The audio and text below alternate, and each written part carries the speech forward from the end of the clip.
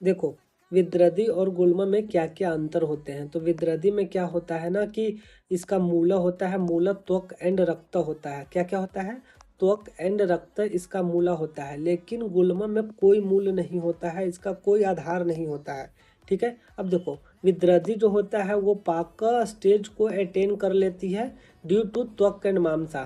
त्वक और मांसा, स्किन और मांसा के इन्वॉल्वमेंट की वजह से विद्रदी जो है वो पाका स्टेज को अटेन करती है।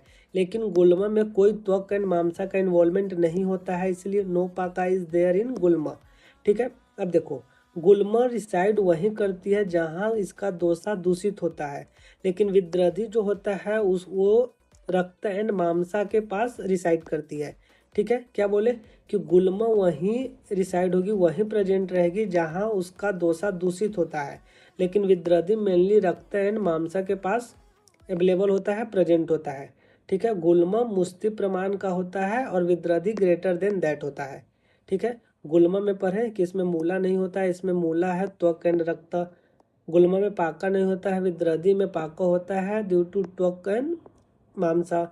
Gulma reside in its own dosha sthana, लेकिन विद्रदी रिसाइड इन रक्त एंड मांसा। गुल्मा इज मुस्ति प्रमाण एंड विद्रदी ग्रेटर देन दैट। अब देखो, व्राना सोफा एंड विद्रदी में क्या अंतर है। देखो, व्राना सोफा में बहुत ज़्यादा सीवियर पेन होता है और विद्रदी में लेस पेन होता है। व्राना में क्या होता है कि स्किन का कलर मेनली नॉर्मल ही होता है और विद्रदी में स्किन का कलर चेंज हो जाता है। व्राना में क्या होता है, कोई सा भी रिंकल नहीं होता है, जो घुमा घुमा स्किन इस टाइप का इसमें नहीं होता है, लेकिन विद्रदी में तुमको देखने को मिलेगा। वराना में कोई ईचिंग नहीं होता है, विद्रदी में तुमको ईचिंग देखने को मिलेगा।